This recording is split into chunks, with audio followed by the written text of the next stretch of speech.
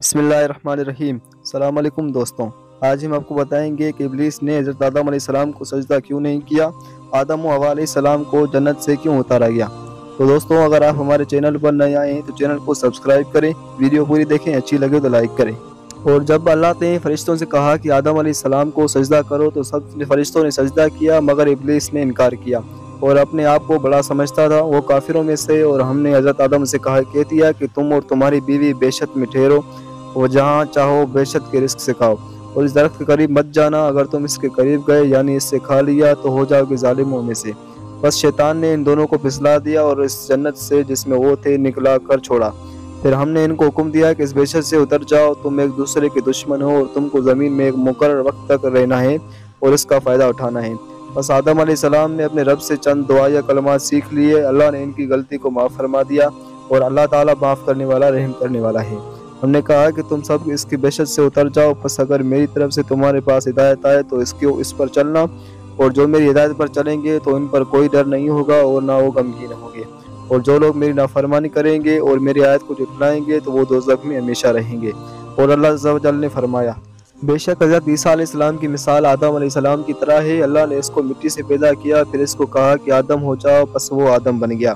اور اللہ تعالیٰ نے فرمایا، اے لوگو اپنے رب سے ڈرتے رہو، جس رب نے تم کو ایک جان سے پیدا کیا اور اس سے اس کی بیوی پیدا کی، اور ان دونوں آدم و حوا سے بہت مرد اور عورتیں پیدا دی۔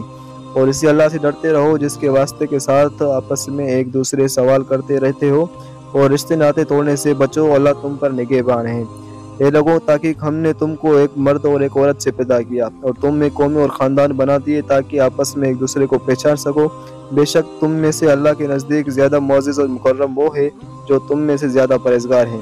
اللہ وہ ہے جس نے تم کو ایک جان سے پیدا کیا، پھر اس کی بیوی بنائی تاکہ وہ اس کے ذریعے سکون حاصل کرے، اور تاکہ ہم نے تمہیں پیدا کیا، پھر تمہاری شکلیں بنائی۔ پھر ہم نے فرشتوں سے کہا کہ آدم کو سجدہ کرو تو انہوں نے سجدہ کیا، مگر ابلیس سجدہ کرنے والوں میں سے نہ تھا۔ اللہ تعالیٰ نے فرمایا، اے ابلیس، تجھے کس چیز نے سجدہ کرنے سے روک رکھا ہے جبکہ میں نے تجھ کو اس کا حکم دیا؟ ابلیس نے کہا کہ میں آدم سے بہتر ہوں، تو نے مجھ کو آگ سے پیدا کیا ہے اور اس کو مٹی سے پیدا کیا ہے۔ اللہ تعالیٰ نے فرمایا کہ تو اس سے اتر جا، تجھے یہاں انکار کرنے اور بڑائی کا کرنے کا کوئی حق نہیں، بس نکل جا، بے شک تو ذلیلوں میں سے ہے۔ ابلیس نے کہا کہ مجھے مرنے کے بعد اٹھائے جانے والے کے دن تک مہلت دے دے۔ اللہ تعالیٰ نے فرمایا کہ تجھے مہلت دے دی گئی ہے۔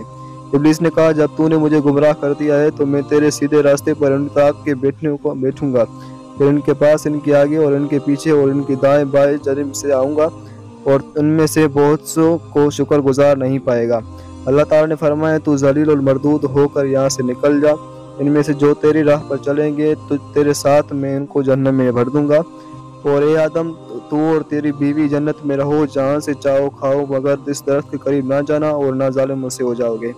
بس شیطان نے ان دونوں کو پھسلا دیا، بہکا دیا۔ اس کا مقصد یہ تھا کہ ان کے لیے ان کی چھپی ہوئی شرم گاہوں کو ظاہر کر دے، اور اس نے کہا کہ تمہارے رب نے اس درخت سے اس نے منع کیا ہے کہ تاکہ تم فرشتے نہ بن جاؤ یا اس میں ہمیشہ رہنے والے نہ بن جاؤ۔